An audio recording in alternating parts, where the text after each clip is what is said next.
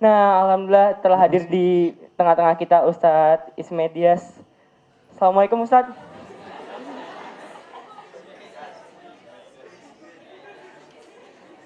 Kita tanya aja langsung. Nah, nih Ustadz, kira-kira fenomena percintaan dan karakter percintaan remaja saat ini itu seperti apa Ustadz? Baik hadirin sekalian, Assalamualaikum warahmatullahi wabarakatuh. Terima kasih, semoga dengan salam tadi kuping kita sejuk, hati kita berbunga, hidup kita jadi penuh makna, penuh nuansa, penuh cinta, penuh pahala, mulia, bahagia, dan ujungnya sorga. Kita doakan semoga yang hadir di sini mendapat ridho dari Allah Subhanahu wa Ta'ala. Dipanjangkan umurnya untuk ibadah, amin. Dimurahkan rezekinya untuk sedekah. Dimatikan dalam keadaan husnul khotimah. Yang belum nikah didekatkan jodohnya. Yang sudah nikah tentunya ditambah lagi kebahagiaannya, kelanggengannya.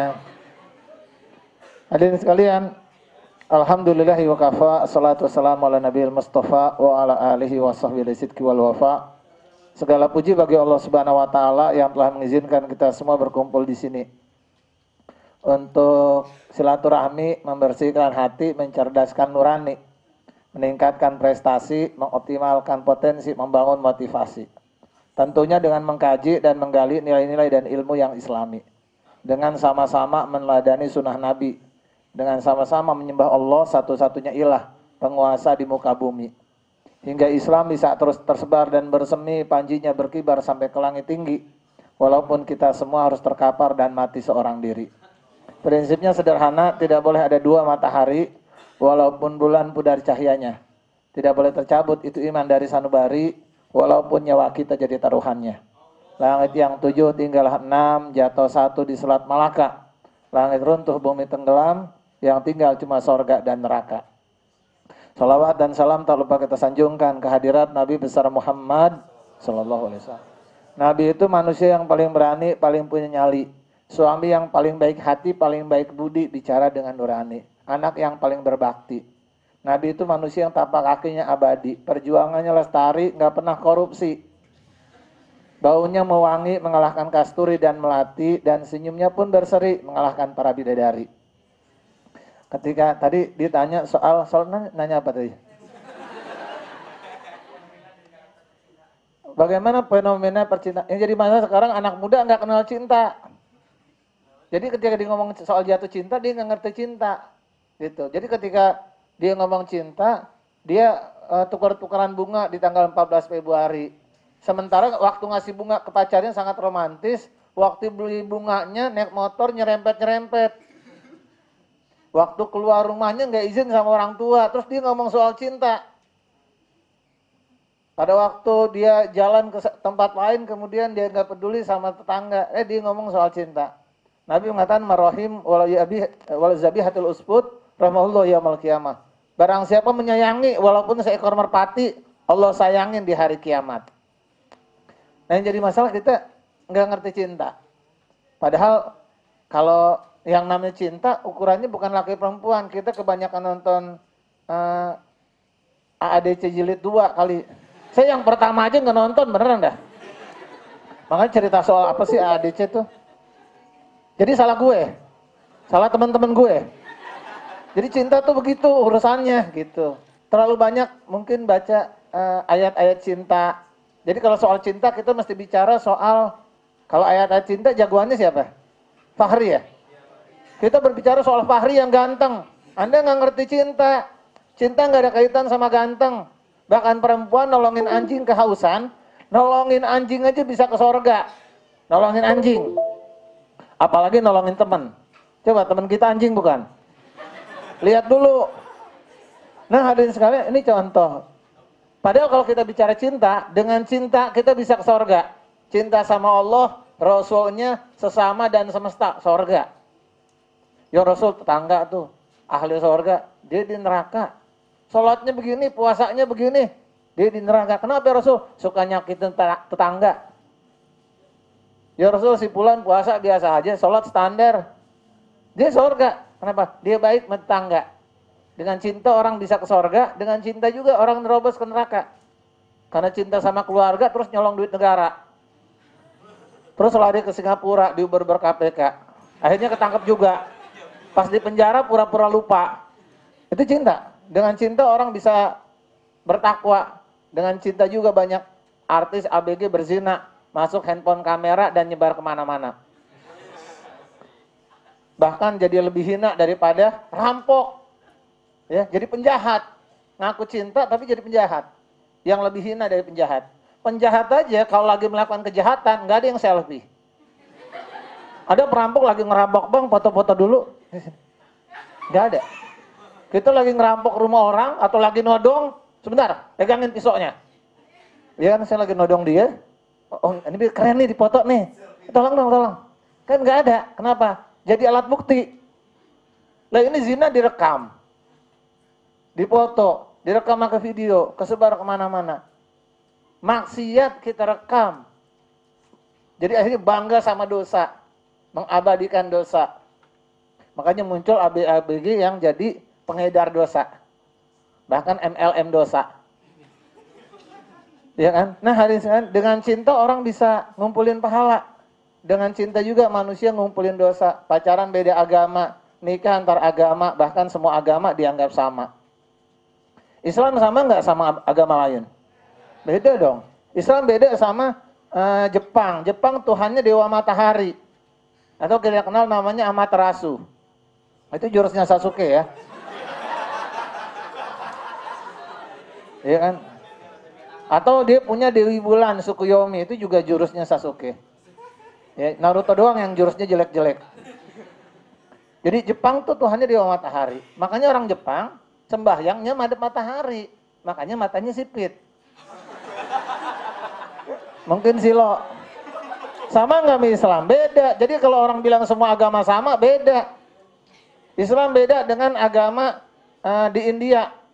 Ada orang percaya Tuhan dilambangkan hewan, yaitu sapi. Ada juga gajah. Jadi kalau mobil sapi lewat, mobil mesti berhenti. Kenapa? Tuhan lewat. Kok gendut banget Tuhan lo? Udah gitu lama, rupanya sapinya gitu. Masa Tuhan boker?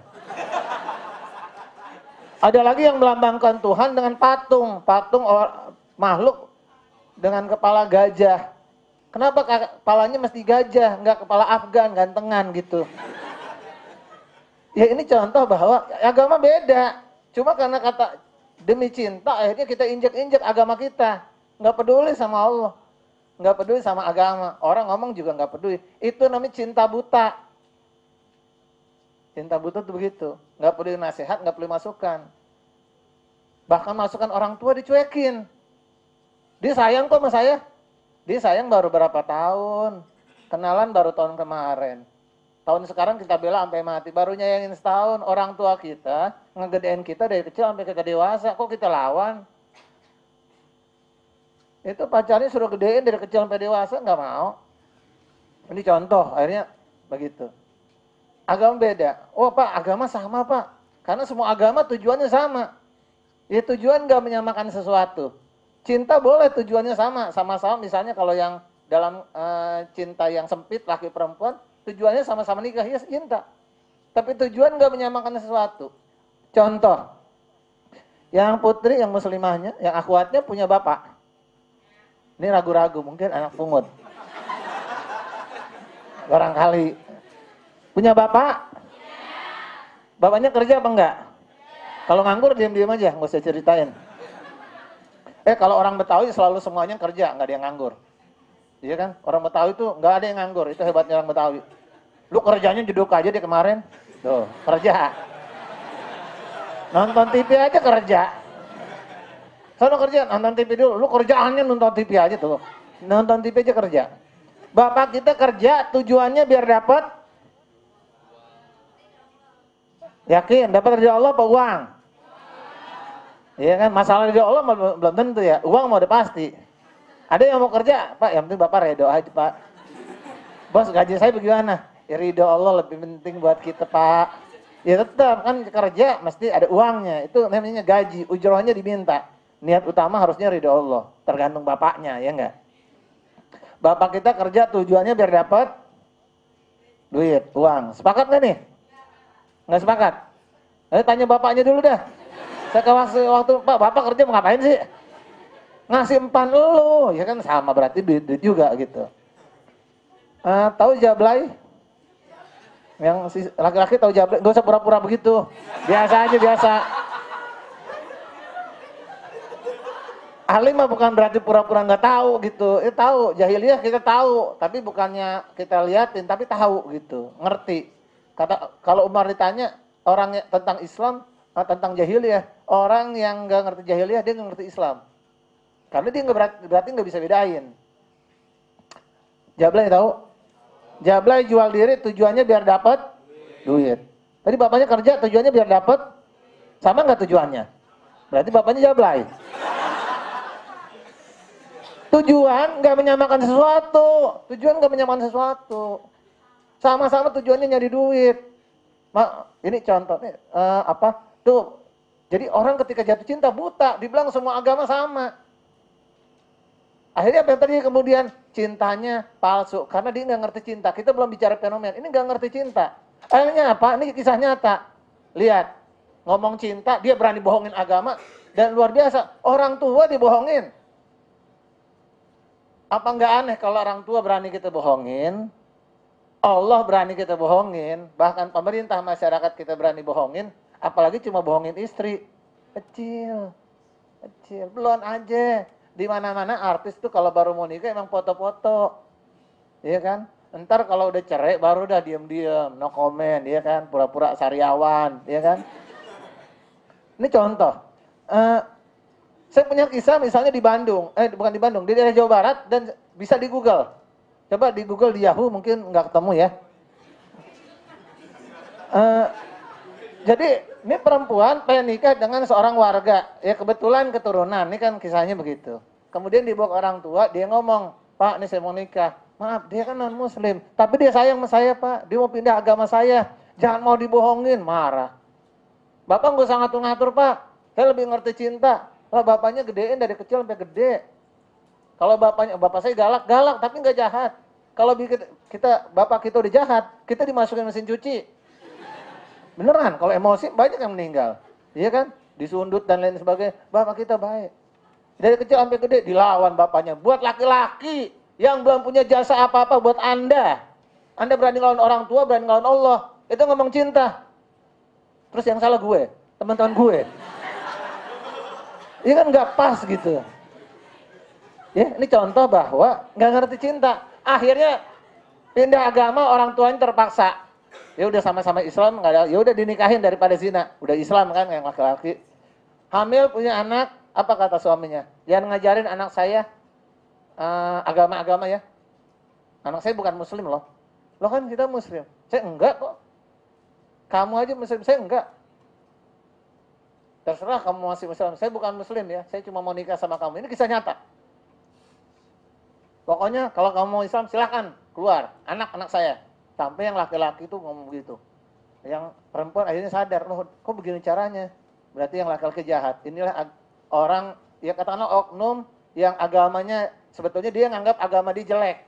Akhirnya yang perempuan balik ke rumahnya siang-siang pas suaminya nggak ada, kata bapaknya kenapa? Suami saya begini diceritain, nggak apa-apa. Kalau cuma buat kamu, buat anak-anak kamu, bapak tanggung jawab, nggak usah khawatir. Masih ada bapak. Lihat orang tua. Kita maki-maki, ya kan? Kita bentak-bentak, kita balik, kita nangis, orang tua meluk kita. Itu cinta namanya. Bahkan cinta ini dijamin Allah. Ridho Rob, birrul walidain. Yang namanya ridho Rob kita tergantung ridhonya orang tua. Ini tuh perempuan balik, yang laki-laki pulang kerja, istrinya nggak ada, dia uber. Mana anak saya? Maaf, itu anak saya. Cucu saya. Kamu udah pindah agama, udah anak saya nggak ridho sama kamu. Silakan kamu pulang di rumah saya. Bapak jangan ngatur-ngatur. Dia bawa bensin, disiram tuh bapak dengan bensin, dibakar. Bapaknya meninggal, ini masih dalam pengadilan. Itu yang dibelain sama anaknya, sampai bapaknya mati ngebela anaknya sampai titik darah penghabisan. Dan anak perempuan, anak laki nggak tahu betapa tuh bapak pontang-panting buat anak-anaknya. Dia tahu bapaknya galak karena dia menahan ujian beban berat dunia di dadanya sendiri. Dia nggak ngomong ke istri, dia nggak ngomong ke anak. Yang penting dia pulang, anaknya bisa jajan momogi. Itu aja udah. Itu cinta namanya. Ya. Akhirnya ketika nggak ngerti cinta, akhirnya cintanya sering salah arah. Jadi silakan nanya lagi dah. Ya dah. Salah arah ya Ustadz. Nggak boleh salah arah, kita pahami dulu cinta itu apa. Nah. Kenapa? Ketika kita nggak pahami cinta, antara cinta sempit dengan cinta yang luas, cinta hakiki dengan cinta buta, akhirnya cinta kita berantem. Kenapa berantem? Kita cinta sama kerjaan, boleh nggak? Boleh nggak nih, ntar saya pulang nih, boleh nggak? Jadi ragu-ragu, boleh nggak? Boleh loh. Kalau Anda nggak cinta sama pekerjaan, mendingan berhenti cari kerjaan lain. Kita boleh mencintai pekerjaan. Jangan sampai cinta pada pekerjaan membuat kita lupa sama anak.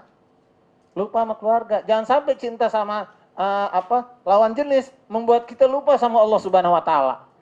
Makanya dikatakan in kana abaukum wa abnaukum wa ikhwanukum wa azwajukum wa amwalun iktarabtumuha wa tijaratun tasyawna kasadaha wa masakin tardunaha ahabba ilaikum minallahi wa rasulih wa jihadin fisabilih fatarabbasu hatta ya'tiyallahu bi amrih.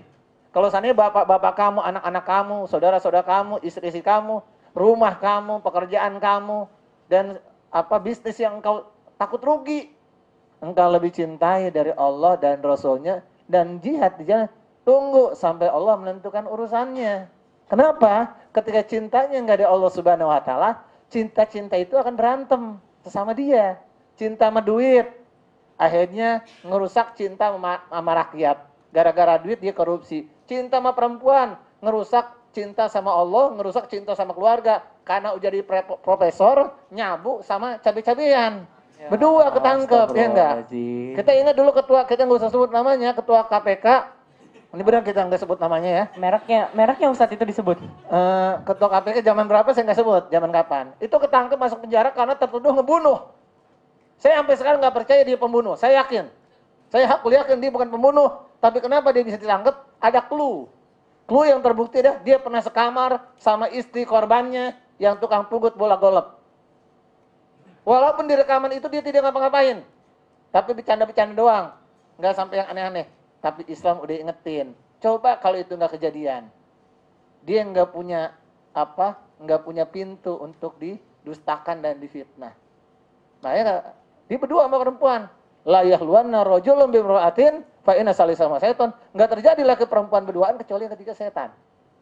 Tapi saya pacarannya berempat. Yang kelima genderuwo. Wah, lebih parah. Orang setannya banyak ya enggak? Lebih parah dari setan. Ini contoh bahwa ternyata ketika manusia nggak ngerti cinta, nanti cinta itu sama cinta saling menggerogoti. Gitu. Ditanya. Nah, Ustadz, kasihan dulu nyiapin pertanyaan. Tadi kan itu kan kisah tentang percintaan zaman sekarang. Nah, ini zaman sekarang belum rapi sebetulnya. Saya ceritain lagi nggak? Nggak usah Ustaz. Besok aja besok. Sobat Filaah. Insyaallah. Jannah. Nah, bagus. Silakan Ustaz. Insyaallah jannah. Jannah. Udah. Silakan apa tadi? Udah insyaallah jannah. Kisah cinta remaja zaman Rasulullah. Sebetulnya kisah cinta itu bukan juga zaman Rasulullah. Kerusakan kisah cinta itu bukan masalah zaman Rasulullah. Kisah cinta itu Islami atau enggak? Karena bahkan di zaman Rasulullah cinta yang maksiat banyak enggak? Banyak. Ingat di zaman Rasulullah itu di Romawi dan Yunani itu pahamnya Zoroaster. Kan di masa Rasulullah. Bukan sahabat kan? Iya, zaman. Kalau zaman Rasulullah itu ada Romawi, ada Yunani. Itu ibu dalam paham Zoroaster, ibu diwarisin ke anak, ke cucu. Ya kalau bapaknya meninggal, ibunya dinikahi anaknya, dinikahi cucunya. Boleh tukar tambah. Anak dinikahin sama bapaknya. Perempuan diwarisin. Lihat Islam. Kalau di Bank Islam gak muliakan wanita, di zaman orang lagi menghina wanita, Islam pasang badan paling depan untuk membela wanita. Ad-dunya mata, wa khair mata dunia al-mar'atu sholihah. Dunia ada perhiasan paling indah perempuan. Jadi kalau ngomong, ada orang ngomongin Islam menghina wanita, Anda perempuan pasang badan bela Islam. Allahu Akbar. Allahu Akbar. Itu di masa perempuan dihina. Zaman Kartini nggak menghina agama, dia menghina adat. Karena perempuan mesti keluar rumah, kalau ada tamu dia mesti ngesot. Sementara dia bukan suster. Jadi ngesot begitu, bawa makanan, ngambil makanan, itu adat. Dan adat itu udah merusak cinta dari dulu. Jangan lupa, kita kenal sekarang film Mahabharata, ya kan?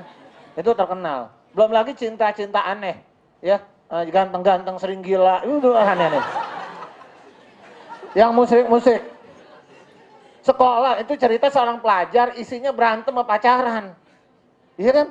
Itu Ya, film isinya berantem pacaran, belajar enggak, kursus enggak, uan kagak. Itu film apaan begitu? Dapat nilai juga enggak. Ada guru bego juga, gimana sih? Ada gurunya diceritain begitu juga modelnya. Emang bener guru begitu? Ini contoh. Akhirnya apa? Kita nonton Mahabharata. Tahu nggak kisah Mahabharata? Itu kisah cinta, kekuasaan dan perempuan. Mahabharata itu mengisahkan dewa, anak-anak dewa, Pandawa dan Kurawa. Bukan ya? Betul nggak? Hah? Bener? Ramayana. Nggak pernah nonton Ustadz, mohon maaf. Saya juga nggak pernah nonton, tapi kalau Mahabharata saya tahu kisahnya. Di Hikayat India cuma ada 2, Mahabharata dan Ramayana. Kalau di Indonesia lebih banyak. Ramayana, Borobudur, Jameson, Mohon maaf, Jogja. itu Departemen Sor, Ustadz. Oh iya betul. Ramayana kisah cinta juga. Perebutan cewek. Ternyata Pandawa Kurawa itu anak-anak dewa. Kenapa mereka bertarung? Berebut perempuan dan kekuasaan. Dewa aja tawuran. Iya, dia berebut Drupadi. Dewa nafsuan. Jadi para Tuhan itu berantem dan tawuran. Dan kita puja. Biarkan agama lain membelanya. Karena itu ajaran mereka. Kita mah enggak. Nggak usah ikut-ikutan berlebihan. Dibilang dewa ganteng dan lain sebagainya. Dewa sama saudaranya sendiri berantem. Bagaimana mau ngasuh umat manusia? Ngurus keluarga aja berantakan. Ini contoh ya kan. Kita ingat kisah dulu Romeo dan Juliet dipuja-puji. Apa hebatnya? Perempuan dan laki yang bunuh diri dan lari-lari karena cintanya nggak terbalas. Move on dong. Asik. Ya kan? Ini contoh bahwa ternyata kisahnya begitu. Kois dan Laila sampai gila. Nah hadirin sekalian, kalau zaman Rasulullah cinta banyak. Tapi yang menarik adalah Rasul mengingatkan soal cinta dengan doa. Allahumma inni as'aluka hubbaka. Wa hubba ma yuhibbuk. Wa amala yablughuni hubbak. Ya Allah, aku minta cinta kepadamu. Dan aku minta cinta orang-orang yang mencintaimu. Dan aku minta amalan yang membawaku kepada cintamu. Itu di zaman Rasulullah begitu. Al-hubbu fillah wal bughdu fillah. Cinta karena Allah, benci karena Allah Subhanahu wa taala. Saya dikasih tor, disuruh ceritain banyak hal. Tapi saya nggak mau cerita itu. Saya ambil satunya aja yang saya juga seringnya. Namanya Julebib. Julebib emang maknanya buruk ya, pendek, jelek dan lain sebagainya. Si Julebib itu Rasul sayang. Rasul sayang. Cuma nggak ada yang mau karena jelek gitu ya. Nggak ganteng, nggak kayak Fahri. Iya kan? Hari lagi, Ustadz. Karena Fahri ganteng. Itulah tipuan, tanda kutip, tanpa sadar dari yang menulis novel kemudian membayangkan berimajinasi terlalu tinggi. Kita mengkisahkan cinta itu jagoannya harus diganteng. Kalau kita bikin misalnya. Mohon maaf, ini yang di sini ganteng Ustadz, jangan Fahri lagi Ustadz. Tapi kan nggak ada di novel. Ntar saya bikin deh kisahnya ya kan. Ada sang kiai, pernah nonton nggak? Sang pencerah, sang murabi. Nanti kita bikin sang kodok. Allahu Akbar. Mungkin bagus buat kita itu. Jadi yang menarik adalah kita membayangkan cinta tuh mesti ganteng-ganteng dan cakep-cakep. Itu tipuan.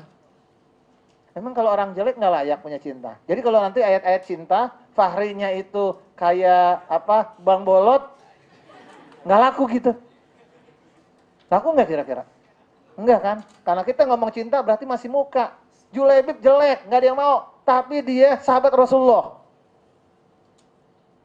Kemudian, engkau nggak menikah Julebib? Ya Rasul. Siapa yang mau? Iya kan? Siapa yang mau? Ada sahabat-sahabat yang dijamin surga. Yang kadang-kadang dikomentarin yang lain apa? Ya Rasul, dia bawa onta. Dia mau onta, cakapan ontanya. Cakapan ontanya. Nah ini contoh sahabat. Tapi Rasul, kata Rasul, lamarlah si Fulanah. Fulanah. Itu perempuan paling cantik di zamannya. Iya kan, di masanya di waktu itu.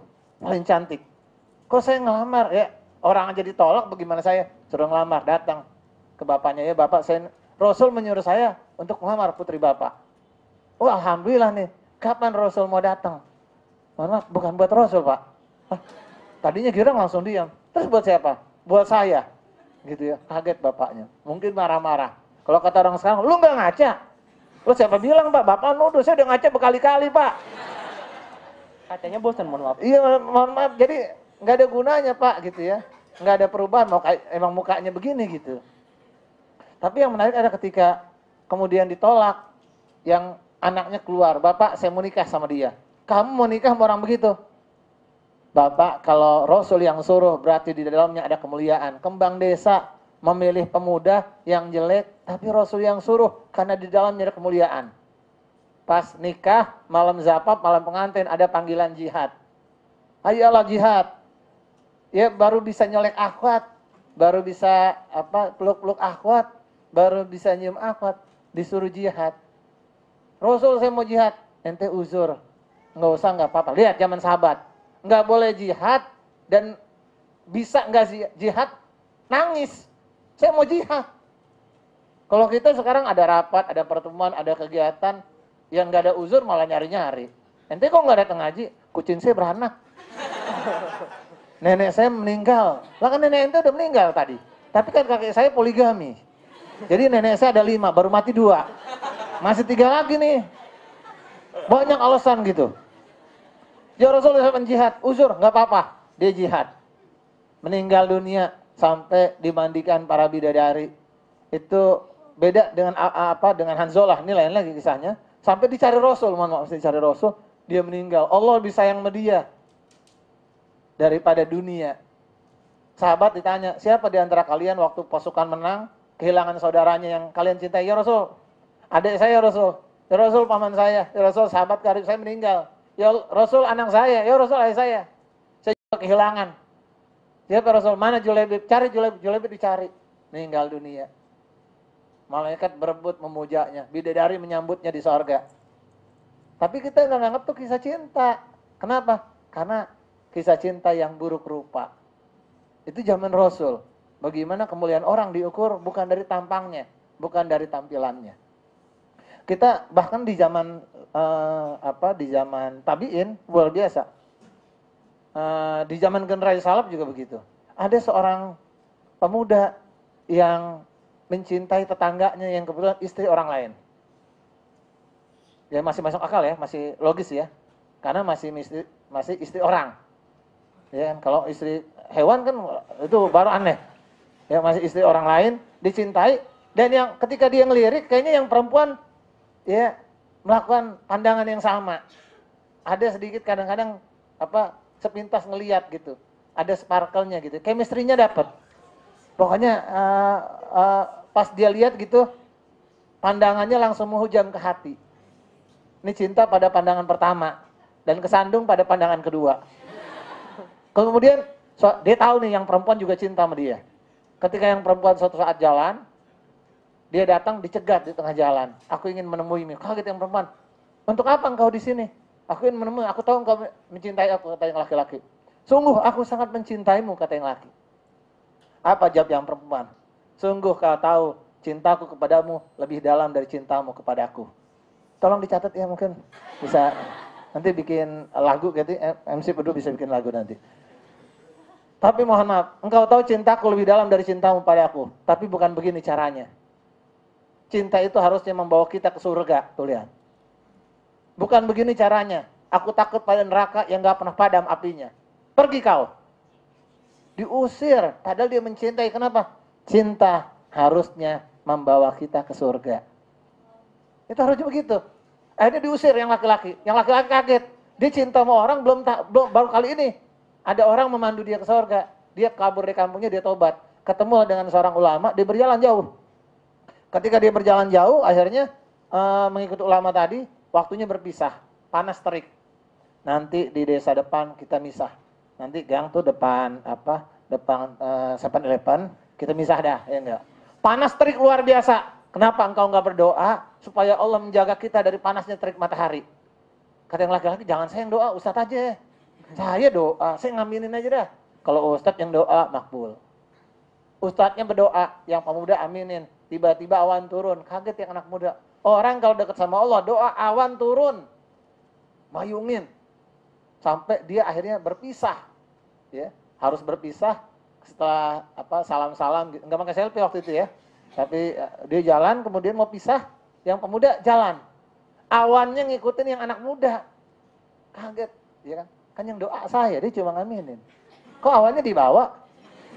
Oh kan kita Kebawa kali, kaget. Ustaz. Iya kan kita Kebawa kaget. mungkin. Makanya dipanggil. Fulan, apa yang telah engkau lakukan? Kenapa? Awannya ngikutin engkau. Kaget. Ada apa ya ulama? Sungguh doa yang dikabulkan, doamu bukan doaku. Apa yang telah engkau lakukan? Gak ada Tuhan. Diceritakan, saya baru bertobat. Saya dikasih tahu perempuan begini, akhirnya saya sadar cinta itu harusnya membawa kita ke jalan kebenaran. Dan saya bertobat kembali. Sungguh tobatmu telah membuat doamu diterima dibandingkan aku. Lihat, tobatnya membuat dia bahkan setara dengan para ulama. Ketika cinta membawa kita ke sorga. Itu zaman sampai gitu. Kalau saya ceritain lagi ada satu buku tuh. Udah Ustaz cukup. Udah, cukup, ya. Ustaz, cukup Ustaz. Makanya gue punya pantun. Kain bolong bukan kain goni. Bolong semua tanpa terkecuali. Hati kosong tak berpenghuni. Dia saja yang mampu mengisi. Nih gue punya pantun nih buat lo yang lagi jatuh cinta. Kalau mau menanaminya, tanam di dekat pohon jambu. Kalau kau cinta padanya, bilang saja I love you. Oh, mau nanya? Boleh. Assalamualaikum Ustaz. Waalaikumsalam warahmatullahi wabarakatuh. Nama saya Agung dari Utan Kayu. Baik. Ustaz, misalnya kan saya ketemu dua kasus ada orang yang dia di keluarganya mungkin broken home gitu kan. Si anak ini dapat pengalaman cinta yang buruk dari orang tuanya. Tapi ketika dia muda, dia malah dia yang awalnya jadi korban, dia malah yang jadi pelaku keburukan itu gitu. Itu yang pertama. Yang kedua, saya ada beberapa kasus juga ketika dia temen yang dulu dia benci banget sama pacaran, tapi dia akhirnya malah pacaran dan dia ngerasa dosa, tapi ngerasa nggak bisa keluar dari pacaran itu. Itu saja mungkin. Makasih Ustaz. Assalamualaikum warahmatullahi wabarakatuh. Waalaikumsalam warahmatullahi wabarakatuh. Satu aja dulu ya, ini agak berat nih. Yang pertama mesti kita pahami bahwa kalau orang nggak Islami pasti syaitani. Maka disebutkan wala tatabi'u khutati syaitan. Ya ayyuhallazina amanu udkhulu fis-silmi kafah wala tatabi'u khutati syaitan. Hai orang beriman masuk Islam totalitas. Kenapa? Kalau nggak totalitas kita akan jadi orang-orang yang ngikutin langkah-langkah syaitan. Apa langkah-langkah syaitan? Pertama diantaranya tamani, berangan-angan. Iya kan? Ketika orang udah kena candu, zina tuh candu. Narkoba candu. Sebagaimana mohon maaf, rokok candu. Dia akan susah kalau dia sekali. Makanya jangan coba-coba. Nah hadirin sekalian, kenapa orang bisa terganggu di situ? Dia jauh dari agamanya. Akhirnya dalam hati dan dalam pikirannya tidak ada pegangan. Mohon maaf, orang sekarang tuh, pemuda sekarang tuh pemuda yang luar biasa. Males bersihin, rajin bersihin muka, males bersihin hati. Rajin ngaca, malas ngaji. Suka nyanyi dan puisi. Akhirnya dia nggak ada pegangan. Karena nyanyian itu kadang-kadang menipu. Dia nyanyi-nyanyi. Teman tapi mesra. Sambil senyum-senyum karena lagunya nakal. Sementara yang bikin lagu dikasih sama Allah. Lu rasain teman tapi mesra. Jadinya bagaimana? Cerai. Nangis gak kira-kira? Nangis. Lagu tuh menipu. Akhirnya bikin kita akhirnya terlalu dalam angan-angan semu gitu. Kita terbelenggu dengan masa lalu yang gak ada jelasnya. Ini lagu tuh begitu. Menipu. Dan ketika orang hatinya gak terisi dengan kitab suci, dia kotor. Akhirnya sakitnya tuh di sini. Iya kan? Sementara kalau orang beriman hatinya bersih, di sini bukan sakit. Apa kata Nabi? Takwa itu di sini. Takwa tuh di sini. Takwa tuh di sini. Nah, bahagia itu letaknya di hati. Makanya sakitnya mesti dipinggirin. Entah diberebut. Entah diberebut di dalam hati kita. Makanya kata sebuah syair, di hati itu tempat pahala dan dosa bertarung. Itu yang jadi masalah. Jauh dari agama, dia bingung mencari kebahagiaan, dia bingung mencari kebenaran. Sebelum saya kasih contohnya, contoh tadi, dia trauma sama orang tuanya, malah dia pelaku, jadi pelaku. Orang di ospek, Ketika di ospek, besoknya dendam sama adik kelasnya. Adik kelasnya di ospek sampai mati. Allahu Akbar. Iya kan? Dendam, anak TK disodomi. Iya kan? Itu kaitannya bukan karena trauma itu menular, itu nomor 100. Tapi ketika lingkungan kita nggak islami, kita nggak coba berlari meninggalkan lingkungan buruk, meninggalkan yang jelek kayak laki-laki tadi, maka nggak ada yang ngebentuk kita. Kalau cuma orang tua, bapaknya Umar bin Khattab tuh kafir. Iya kan?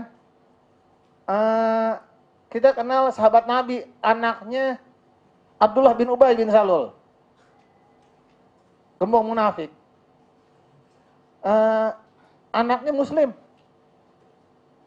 Jadi kalau kita bilang orang tua menurunkan dosanya, bisa ya bisa enggak. Tergantung kita mengejarnya kebaikan itu. Itulah pentingnya lingkungan yang islami. Karena arwahu junudun mujanadah. Ruh itu mengikuti apa yang ada di sekitarnya bersama-sama.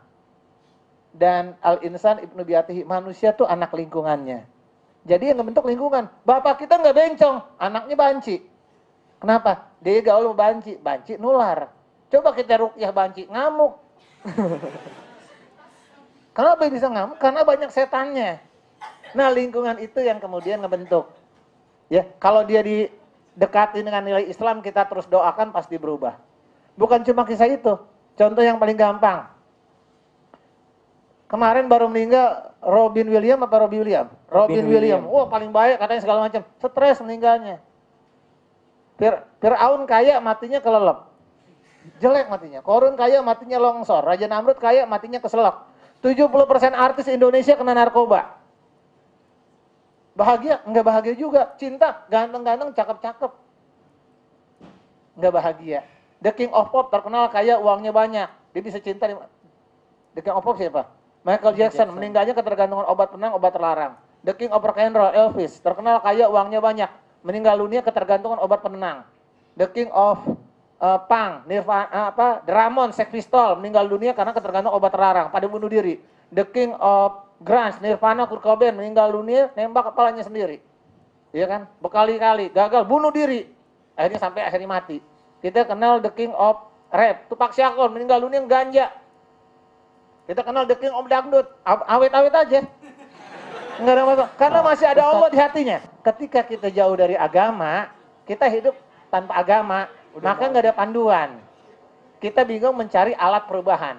Jadinya lingkaran setan ke di barat. Ketika butuh cinta, orang barat nyarinya kemana? Ke Bali. Eat, pray, and love. Dia nggak punya cinta di daerahnya. Wallahu a'lam bishawab.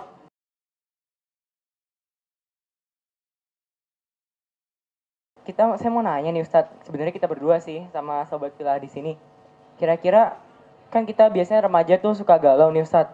Kira-kira kalau untuk mengatasi galau sendiri dalam ajaran Islam tuh seperti apa ya Ustadz? Baik, kita singkat aja berarti ya. Bismillahirrahmanirrahim. Karena kalau dibahas lagi menghadapi virus galau itu paling enggak ada minimal 8 poin kalau dalam Quran. Yang pertama jelas sholat. Karena aqimis sholah li zikri, dan dirikanlah sholat untuk niat ke kata Allah. Ala bizikrillah tatmainnul qulub. Kalau ingat Allah, hatinya tenang. Yang kedua Quran. Allazina laisa fi jawfi shay'un minal Quran kal baitil kharib. Orang yang dalam hatinya enggak ada sesuatu tentang Quran itu kayak rumah yang berantakan. Jadi ketika di hatinya ada Quran, dia akan menenangkan, dia akan mewarnai, dia akan membahagiakan. Yang selanjutnya lapangkan dada, alam nasroh. Kalau hati lapang, masalah segede kapal laut pun tenggelam dalam hati kita yang seluas samudra. Tapi kalau hati kita sempit kayak rumah kontrakan, jangan lagi masalah segede gunung. Masalah segede lemari nyangkut di kusen. Jadi emang hatinya, kenapa hatinya bisa sempit? Pertama karena dosa. Dosa. Makanya kata wizrok al-nasraq al-sadrak wa udana angka wizrok, di antara yang jadi beban udah Allah cabut beban dari itu. Di antara yang jadi beban pertama dunia, yang kedua maksiat. Dunia itu beban, sehingga dikatakan bahwa hubbud dunya, cinta dunia itu aslu minaz zambi, ra'sun minaz zambi. Cinta dunia itu pangkalnya dosa. Dunia. Jadi terlalu banyak berhayal. Jadi bahagianya nunggu. Pengen bahagia nunggu nikah. Pas udah nikah nunggu punya anak. Pas udah punya anak nunggu cerai. Jadi lama bahagianya. Pengen dapat gaji. Bahagianya nunggu gajian. Gak naik gaji gak bahagia. Jerawatan. Bahagianya nunggu jerawat hilang. Jerawat hilang gak bahagia. Bahagianya nunggu putih karena kulitnya hitam. Tiap hari pakai pemutih wajah. Sampai wajahnya putih. Tapi lehernya hitam. Karena nggak ada pemutih leher. Ini contoh. Jadi bahagianya nunggu nikah, nunggu lulus, bahagia sekarang juga. Karena bahagia udah built in di hati kita. Ngapa nunggu besok? Bahagia sekarang juga. Cara menangkan hati itu sederhana. Ikuti sunnah Rasul. Ini bahagiakan kita. Kenapa? Karena yang bikin orang gak bahagia bingung. Kalau orang yang ikutin sunnah Rasul, hatinya gak bingung. Dia tahu bagaimana cara mencintai. Dengan cara apa dia mencintai. Dan bagaimana membahagiakan sesuatu yang kita cintai. Itu udah jelas semuanya. Cara ngedidik anak Rasul udah ada. Ketika orang ngedidik anaknya nggak ngikutin Rasul, bingung, galau. Semua kalau trainer diikutin. Anak 5 tahun nggak boleh diajar belajar baca. Karena haram. Bisa ngerusak otak mentalnya. Lah, saya belajar baca dari 4 tahun. Teman-teman saya belajar baca dari umur 3 tahun. Zaman saya belajar baca umur segitu. Nggak ada yang mentalnya rusak. Katanya. Kata siapa? Kata Diknas. Nah, ketahuan Diknas salah mulu. Kurikulum ganti-ganti. Kalau nggak salah nggak diganti. Diganti aja masih salah. Ya, diganti aja masih salah. Dibatalin lagi. Belum dipakai dibatalin. Nah, makanya Kita percaya kata Diknas. Boleh yang bagus kita ambil. Pak, itu kata Diknas ada dasarnya Pak. Ada penelitiannya. Penelitian zaman berapa? Tahun berapa? Udah pasti belum penelitiannya. Surveinya di mana? Kita percaya. Sementara anak-anak ulama-ulama 5 tahun udah hafal Quran. Di sini masih ribut. Boleh belajar baca apa enggak? Jangan ajarkan anak kita kalimat negatif. Galau. Nggak boleh menggunakan kata tidak dan jangan. Jangan dan tidak diharamin. Yang jelas-jelas haram buka aurat dibolehin. Pacaran diiyain. Rusak bangsa kita. Yang jelas-jelas halal menggunakan kata tidak. Akhirnya anaknya nggak punya pertahanan diri. Kata tidak itu self defense mechanism. Itu mekanisme pertahanan diri. Makanya disebutkan katakan tidak pada narkoba. Kalau nggak dilatih dari kecil, Anda nggak berani nolak. Bahaya dong. Udah lama teman nggak apa. Nih kita makan banyak, mabok nih. Dia kan garam ya nggak garam kita makan banyak mabok. yang penting gratis, Ustaz. Sekilo aja gitu. Jadi akhirnya anak TK disodomi. Mau bilang jangan karena nggak diajarin anaknya. Ini dari Islam diajarkan. Ya bunayya la tusyrik billah. Wahai anakku, jangan syirik sama Allah. Ikut-ikutan orang barat. Anak nggak boleh dilarang-larang. Nanti dia perkembangannya, kecerdasannya terhambat, galau. Jadi anak nggak berani dilarang. Main ke rumah pamannya, ke rumah encingnya. Genteng bocor, kaca hancur, jambangan retak. Kenapa? Anaknya nggak bisa dilarang. Kok anak ente begitu? Ya emang kali jenis begitu. Anak setan begitu. Nggak dilarang. Akhirnya anak-anak nggak sopan. Anak nggak boleh dipukul. Dalam Islam boleh. Tinggal bagaimana cara mukulnya dan kapan mukulnya, karena apa dipukul. Contoh zaman saya dulu orang-orang sopan sama guru. Karena kalau nakal ditarik jambangnya. Sekarang dendam nggak? Enggak. Dulu saya gunting kuku rajin. Karena kalau seandainya dilihat kukunya nggak bersih, guru udah begini. Wow. Padahal dipukulnya nggak sakit. Tapi kita takut. Apakah dengan takut itu mental kita rusak? Enggak. Karena itu reward dan punishment. Kata Rasul, muru auladakum bisolat. Suruh anak Anda sholat. 7 tahun disuruh. 10 tahun boleh pukul. Tentu pukulnya dengan hukuman.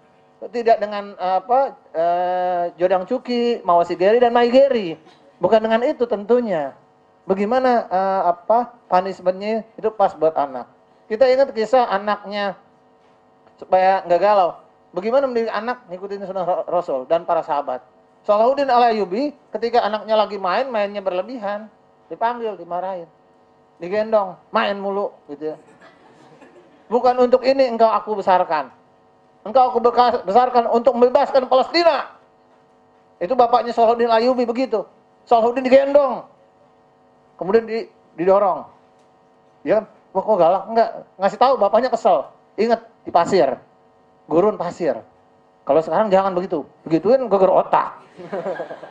Di pasir, karena di pasir kan jatuhnya enak. Pas di pasir taruh begitu, salah jatuh. Sampai mukanya itu jatuh ke pasir.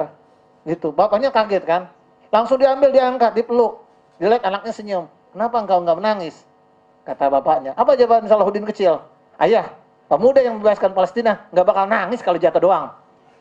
Itu bagaimana mendidik gak galau? Karena kita ada sunnah Rasul, ada ilmunya. Kalau suatu ilmunya kita galau, kita nggak galau. Sementara orang nggak punya ilmu, galau. Mau uan, karena nggak ada ilmunya, nggak belajar, galau. Nggak yakin berdiri sendiri. Siapa nggak yakin berdiri sendiri? Guru nggak yakin, Diknas nggak yakin. Bikin uan, guru takut, ngajarin anak nyontek. Murid nggak ada yang pede, semuanya pada ikut bimbel. Kenapa? Nggak yakin sekolah udah bener. Sekolah kita rusak semua kadang-kadang. Kok rusak? Buktinya pada bimbel. Emang sekolah dari pagi sampai jam 2 kurang? Apa kurang bosan kita di situ? Kelebihan Ustaz, kelebihan malah. Iya makanya jangan mau ikut Kelamaan. bimbel lagi. Saya nggak mau ikut bimbel. Mohon maaf yang kursus bimbel ya. Saya bukan maksud saya. Malah kalau di sekolah sampai gumoh Ustaz. Makanya daripada dari pagi sampai sekolah udah belajar disuruh belajar lagi. Emang otak kita kurang hancur digituin. Guru harus pede, sekolah harus pede. Maaf, Anda nggak usah bimbel. Di sekolah pasti lulus UAN. Kalau nggak lulus, UAN-nya yang salah. Betul? Betul, betul. Masa kita dari pagi sampai tua cuma belajar integral, diferensial, tangen kotangen, sinus kosinus. Nggak dipakai, bener nggak? Ini yang baju hijau. Benar Ustaz, benar. Dipakai nggak? Dipakai. Sinus kosinus dipakai. Pakai nggak sinus kosinus? Nggak dipakai. Dipelajarin tinggi-tinggi di ujian, nggak pakai buat hidup kita kecuali yang memang jago matematika. Cukup dipelajari biar otak kita berkembang, nggak jadi sasaran kelulusan, nggak jadi alasan naik nggak naik. Ini yang aneh di kita. Kenapa? Karena nggak ngikutin Islam. Terus kita percaya Diknas model begitu. Mohon maaf, saya nggak percaya. Saya juga Ustaz. Alhamdulillah, ini sama. Sehati kita ternyata. Wah. Jadi nggak begitu caranya harusnya. Kita harus berani, ngapain daripada dari pagi sampai sore kita terus kemudian ikut bimbel, mendingan ngaji dulu di rumah, ikut taklim, ya kan aktif. Ketika ada aktif, emosional quotient meningkat, kemungkinan leadership meningkat. Kalaupun nggak diterima kerja, kalau cuma lulusan SMA, Anda bisa berbisnis, ya kan? Anda bisa mandiri, Anda bisa bikin kreativitas yang lain-lain. Nah itu pentingnya di situ. Nggak galau kalau kita punya ilmunya, kita yakin sama Allah Subhanahu Wa Taala. Nah, Ustaz, nih saya punya pertanyaan lagi nih Ustaz. Gimana kalau seumpamanya ada sebuah pasangan di mana mereka ini tidak dapat melanjutkan hubungannya lagi, tapi salah satu dari keduanya itu tidak mampu mengungkapkan untuk menghentikan hubungannya itu. Kira-kira seperti apa itu Ustaz? Baik, yang pertama kita mesti pahami, cinta mesti karena Allah. Yang kedua syariatnya ngikutin Rasulullah. Nggak ada laki perempuan yang non muhrim itu boleh memberikan ungkapan, kata, dan tindakan. Kenapa? Karena ditetapkan bagi anak Adam zinanya. Ya kan? Fal'ain, zanahuma nazar. Mata zinanya memandang. Ya kan? Kaki zinanya melangkah, tangan zinanya megang, hati zinanya berangan-angan. Dan zina yang sesungguhnya adalah ketika dia realisasikan. Sungguh sudah ditetapkan buat anak-anak Adam kadar zinanya. Nah yang jadi masalah kemudian, kita nggak menganggap itu zina. Kalau itu zina, nggak usah khawatir. Sampaikan apa adanya. Kalau memang jodohnya, nggak bakal kemana. Kalaupun bukan jodohnya, ada yang lebih baik buat kita. Jangan kita tutup jodoh kita buat satu orang doang. Boleh jadi, contoh paling gampang. Ada seorang anak TK, disuruh memilih bunga di satu kebun oleh guru TK-nya. Pilih satu bunga. Dia masuk ke kebun itu, dikasih waktu 5 menit, cari bunga yang paling indah. Bawa kemari. 5 menit, udah 4 menit, 30 detik, 4 menit 39 detik, 4 menit 49 detik, 4 menit 59 detik, koma sekian gitu. Belum ngumpul, 1, 2, 3 orang doang yang ngumpul. Akhirnya dipanggil, waktu habis. Ngumpul semua buru-buru. Milih satu bunga lama bener. Kenapa? Ternyata pas dia masuk ke dalam kebun bunga, itu bunga pada rontok dipetikin. Ya namanya bocah ya enggak? Jangan cinta kita kayak bocah. Kok kayak bocah? Semuanya kita petikin. Kenapa? Dapat yang satu, bagusan yang itu. Dapat yang satu, bagusan yang itu. Dapat yang satu, bagusan yang itu. 5 menit percuma. Akhirnya dikasih gurunya, lihat. Karena engkau nggak pernah puas dengan apa yang kau miliki, semuanya engkau petik. Akhirnya berapa banyak bunga yang berguguran karena cintamu yang tak jelas mau kemana. Iya, setuju. Ya kan? Akhirnya sekarang ibu cuma kasih waktu 30 detik. 30 detik, pilih bunga yang terbaik, pilih dan pegang dengan betul. Kalau waktunya terlalu lama, akhirnya kita jadi permainan. Pilih waktu, insya Allah yang terbaik. Apa yang terbaik? Karena Allah, akhlaknya soleh dan solihah, maka itulah yang disebut imam yang terbaik. Nah, ciri imam sederhana. Saya ingin mencari imam buat rumah tangga saya. Imam itu syaratnya hafal Quran. Jadi kalau bisa, cari suami yang dekat sama Quran. Ingat, makmum itu biar yang terbaik, yang bisa ngingetin. Cari makmum yang dekat sama Quran. Kenapa? Karena nanti pas sudah menikah, kita nggak bisa jaga istri kita karena kita kerja. Yang istri nggak bisa jagain suaminya selingkuh karena dia di rumah. Terus gimana? Kita mesti titip suami kita sama Allah. Ya Allah, titip suami saya ya Allah agar nggak nakal ya Allah. Gimana supaya nitip dengan kepada Allah, nitip suami pada Allah? Kita ibadah, kita ngaji di rumah pagi dan petang. Kita doa, suaminya terjaga. Suami yang tadinya mau bungal nggak jadi, karena emang bokeh nggak punya duit. Tapi bokehnya itu penjagaan Allah. Penjagaan Allah kepada dia. Dia kerja, dapat gaji 10 juta setahun. Kan dikit. Istri yang baik cuma bilang, "Bang, yang penting ikhtiar abang yang terbaik. Soal hasil, adek nggak peduli." Kenapa? Karena istrinya tahu persis bahwa mungkin Allah jaga suaminya dengan cara seperti itu. Tadinya mau maksiat, jalan sama temennya ke Ciawi. Ke puncak, nyampe Ciawi dia nanya, "Ada duit berapa?" 10.000. Ya. Lo udah berapa? 15. Kita pulang yuk. Pulang. Ya karena duitnya lepas. Dia tahu istri yang terbaik. Nah untuk itu apa? Ya ketika orang tahu sebabnya karena Allah dan itu Rasulullah SAW. Ketika memang nggak Islami, pesannya sederhana. Bahwa innaka la tada syai'an lillahi azza wa jalla illa badalakallahu bihi ma huwa khairul laka minhu. Tidaklah satu hal kita tinggalkan karena Allah, Allah ganti dengan yang lebih baik dari itu.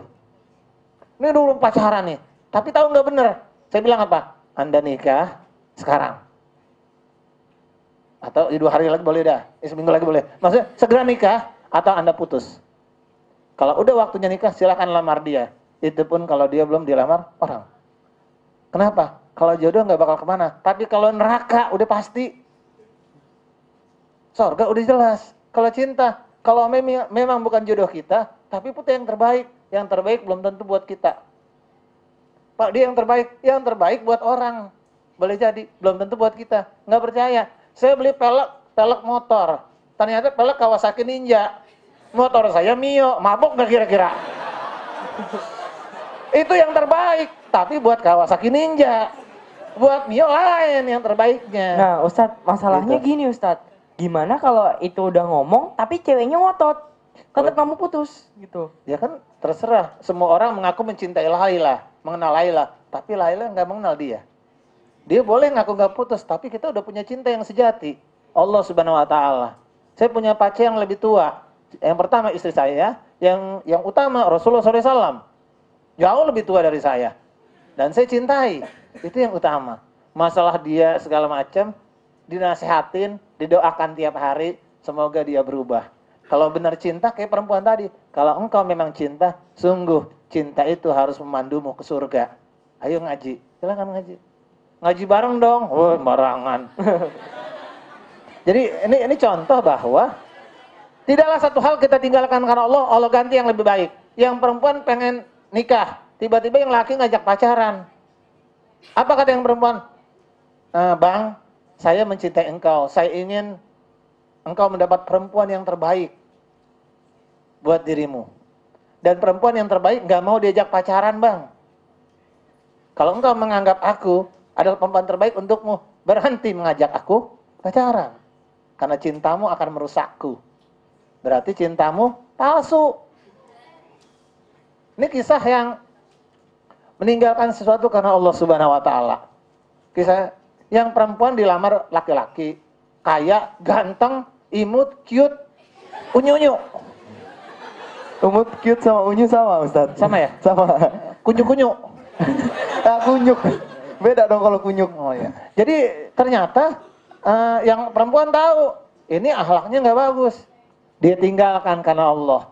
Allah ganti yang lebih baik. Mungkin nggak lebih kaya, mungkin nggak lebih ganteng, mungkin gembrot, tapi ngangenin, iya kan? Nah ya Ustadz. Iya kan cinta begitu, gemuk tapi kayak panda, ya kan? Cakep. Nah ini yang kadang-kadang kita lupa, bagaimana tulus mencintai. Ini kalau saya mau kalau mau saya ceritain, ini satu buku nih. Nah ya makanya nih Ustadz, apa kayaknya Udah ya. kelihatannya Ahwan sama Ikhwannya pada ada yang mau nanya. Oh silakan. Mungkin dari Ahwannya ada yang mau nanya. Assalamualaikum warahmatullahi wabarakatuh. Afwan Ustadz, ada 2 pertanyaan. Yang pertama, ini yang fenomena yang emang agak gergetan juga sih. Kayak waktu itu ngeliat di kurikulum terbaru itu tentang bagaimana pacaran syar'i. Ya, kira-kira tanggapannya itu kayak gimana? Karena itu udah masuk ke kurikulum sekolah kita sekarang. Terus pakaiannya juga pakaian yang syar'i, yang perempuannya berjilbab panjang, yang cowoknya juga berjenggot dan celana nggak isbal. Itu yang pertama. Yang kedua, tadi kan ngelihat pasangan itu kan jangan hanya dari fisik ya Stat ya. Tapi ada juga kan hadis yang bilang wanita itu dicintai dari 4 perkara. Yang pertama kecantikannya, kedua nasabnya, ketiga kekayaannya, terakhir agamanya. Maka pilihlah agamanya jika kamu ingin selamat. Tapi kan nggak munafik juga Stat, semua kan dari mata. Nah ada yang bilang juga kalau melihat pasangan itu yang amannya dulu dari mata. Kita suka dulu secara fisik. Karena kalau ketika kita tahu agamanya bagus tapi ternyata fisik nggak sesuai dengan kita kan, berarti kita sama aja menolak agamanya Stat. Nah itu gimana juga? Makasih. Assalamualaikum warahmatullahi wabarakatuh. Waalaikumsalam. Ini nggak bisa langsung dua karena nih yang begini kalau dijawab dicampur-campur agak panjang nih. Karena benar, ya ini Udah, dua. Yang silakan pertama jawab tadi dulu. soal bagaimana dan dalam Islam ketika sahabat ya Rasul saya ingin menikah. Sudah kan kau lihat belum? Suruh lihat. Dan lihat itu yang menenangkan hati. Karena cantik relatif. Walaupun jelek mutlak ya. Kita pahami itu. Ini kisah seorang ulama. Kisah seorang ulama ketika sang putri mencari cinta. Ada seorang hakim namanya Nuh, Qadi Nuh, itu di zaman para tabi'in. Dia itu punya anak perempuan yang cantik sekali. Pengen mencari suami. Sang putri mencari suami, dilamar orang-orang ganteng dan kaya, anak pejabat. Dia pangeran-pangeran ditolak. Sampai bapaknya malu. Gak mungkin bapaknya yang milih, ya enggak? Ya karena pangeran tadi bukan ngelamar bapaknya. Ya kalau bapaknya yang milih, takut yang lain tersinggung. Kok yang dipilih itu? Kalau anaknya kan enggak. Sampai suatu ketika bapaknya lagi santai jalan ke kebunnya, kebun anggur. Ini tanda memang ini orang luar negeri ya. Kalau orang Indonesia kan kebun singkong. Dia jalan-jalan ke kebun singkong, dipatok ular. Ceritanya jelek kali ini. Ini kebun anggur. Dipanggil yang jaga, Fulan, saya minta anggur. Dikasih anggur. Dimakan anggurnya, asam. Cari yang lain. Jangan yang asam, dia sabar. Dicari lagi, asam lagi. Dia marah. Anda berapa lama kerja di sini? 2 bulan. 2 bulan. Masa Anda nggak bisa bedain yang asam sama yang manis? Nggak bisa, Tuan. Nggak bisa. Ngapain aja? Emang belum pernah ente jajal? Belum pernah, Tuan. Kaget dia. Itu pertanyaan retoris semua. Pertanyaan yang nggak perlu jawab. Emang lu nggak punya mata? Nggak usah dijawab kan? Ini retoris namanya. Udah 2 bulan, emang belum pernah dijajalin? Itu udah pasti udah dijajal dong. Jawabannya apa? Belum. Kenapa? 2 bulan nggak dicobain. Tuhan, saya kerja disuruh jaga kebun Tuhan. Ini bukan punya saya. Tuhan tidak menugaskan saya untuk makan. Saya belum minta izin ke Tuhan. Bagaimana mungkin saya makan yang bukan punya saya? Ya betul. Ya, ibarat kata jangan lagi di pohon. Jatuh saya nggak pungut. Kan kotor. Jadi, ya kan di pohon aja anggap lagi jatuh. Ya enggak? Saya nggak makan Tuhan. Kaget Tuannya. Ente model apa begini? Dipanggil supervisornya. Ini teman ente bagaimana? Tuhan, ini orang paling baik di sini. Ini budak yang rajin sholat, rajin sujud sama Allah Subhanahu Wa Taala. Ibarat kata, jangan lagi yang haram, yang subhat dijauhin. Jangan lagi yang subhat, yang halal dia tahan. Ada nggak orang yang halal ditahan selain puasa? Yang halal dia tahan. Apa itu? Dunia dia tahan. Teman kita tetangga minjem, bang saya minjem duit. Saya mau pulang mudik butuh 5 juta, masih kurang. Kurang berapa? 4.900.000. Ah, lu mah ngerampok nih namanya. Ya abang mau minjemin, gak usah kata-kata jelek. Iya ente bener. Saya pinjemin 50.000. Ya ente mau dipinjam, ya saya pinjemin dah. Ya kan nih ada duit 100.000 dah. Tapi ente pakai dah, adanya cuma segitu. Ya makasih deh bang ya. Jalan kemudian, habis lebaran dibalik. Bang yang kemarin duitnya sudah pulangin. Udah ada, saya pulangin ya. Buat ente aja. Biar berkah ente lebih butuh. Ana alhamdulillah lagi ada duit nih. Kita tahan karena Allah Subhanahu wa taala. Ini pemuda-pemuda baik. Biar kata budak, kaget tuannya. Saya baru lihat orang model begini. Dia baru ingat, ada orang aneh juga dia punya. Seorang putri yang mencari suami. Putrinya. Ini budak. Budak dari India. Namanya si Mubarok. Ditanya ke putrinya. Saya punya calon. Dikasih tahu istrinya dulu ya. Mau enggak anak saya? Anak kita nikahin sebelum punya calon. Siapa? Budak. Bagus bukan orang Betawi bininya. Bisa nyap-nyap. Anak itu dicakep-cakep, ya kan. Ya, botoh-botoh. Dikawinin tukang kebun. Bapak sekate-kate nih, ya enggak? Dikasih tahu nih rajin ibadah. Ditawarin ke putrinya. Pangeran ditolak, orang ganteng ditolak. Apa kata putrinya? Pak, kalau dia rajin sulut, rajin sholat, segala macam. Dia taat sama Allah Subhanahu wa taala. Saya mau jadi suami, mau jadi istrinya. Perempuan putri mencari suami, dia nggak lihat dulu, dilihat dia sujud nggak mau Allah. Karena yang utama tingkat agama kita. Kalau agamanya makin tinggi, tentu mata, harta dan lain sebagainya itu nomor 100. Kenapa? You complete me. Engkau akan menyempurnakan aku. Ya kan? Karena 1 tambah 1 2. Tapi nikah bukan 1 tambah 1, tapi setengah tambah setengah. Jadinya 1. Menyempurnakan agama. Nah itu yang kadang-kadang kita lupa. Boleh nggak lihat? Boleh. Tapi ingat, semakin tinggi keimanan, penglihatan itu nomor sekian. Yang utama adalah dia soleh. Saya pernah ketemu beberapa orang artis yang, mohon maaf gitu ya. Awal dia nyari dengan pandangan, dia cerai, ada segala macam. Pas dia ngomong, saya cariin. Ya bu, saya emang punya banyak murid, punya banyak teman, tapi bukan levelnya. Nggak siap juga ibu sama dia. Nggak apa-apa Ustaz. Dalam hati saya bukan ibu nggak apa-apa. Ini teman-teman sama murid saya nggak sanggup di dunia itu. Tapi maksudnya kalau udah terjadi bang, nggak apa-apa. Masa orang yang udah stres nggak punya apa, rumah tangganya hancur, kawin sama orang lebih tua, lebih gembrot aja artis-artis bisa. Kita buat sorga nggak bisa. Jadi tetap memandang, tetap pilih, tapi jangan itu yang utama. Makanya dikatakan bahwa tungkahul mar'a li arba, dinikahi perempuan itu karena 4 hal. Lima liha nasabiha, li jamaliha, walidiniha. Falyanzur, maka carilah yang agamanya bagus. Tari berarti ada, Anda beruntung. Jadi agama itu yang utama. Mata bisa belakangan, bisa kita nanti. Ya, makanya syarat-syarat fisik dikasih tahu duluan. Pokoknya ya yang penting nggak abstrak deh Pak gitu. Kalau kita nggak siap ya. Kalau kita siap luar biasa gitu ya. Banyak kisah-kisah bagaimana seorang ulama yang mau nikah. Dia ditawar oleh saudaranya untuk menikah, dia nggak mau. Karena belum siap. Kalau saya udah siap, insya Allah kalau ada perempuan soleh ngelamar saya, solihah, saya terima. Datang seorang bapak-bapak ngelamar buat putrinya. Ternyata pas dia nikah, pincang. Kenapa tuh Ustaz? Pincang kakinya. Pincang, kecil sebelah, cacat, dan mukanya nggak cantik. Tapi dari awal dia ngomong, kalau seandainya ada perempuan solehah ngelamar saya terima kalau udah waktunya. Udah waktunya, dilamar dan dia terima. Pas dia tahu begitu, dia nggak mundur. Dia sayangi istrinya apa adanya, dia terima. Dia terima apa adanya, sampai kemudian suatu ketika istrinya meninggal dunia. Dia bersedih, kemudian dibilang, sungguh hidup bersamanya adalah paling indah, yang terbaik buat saya. Kenapa? Karena saya bisa bersabar untuk tidak menengok wanita lain agar tak setia. Luar biasa. Kalau saya mungkin, kalau kita sekarang pas dia meninggal, alhamdulillah. Akhirnya saya lulus dari ujian Allah Subhanahu wa taala. Berhasil, sekarang tinggal pilih, jangan salah pilih lagi, ya enggak? Mungkin orang berbeda, ini orang soleh itu begitu.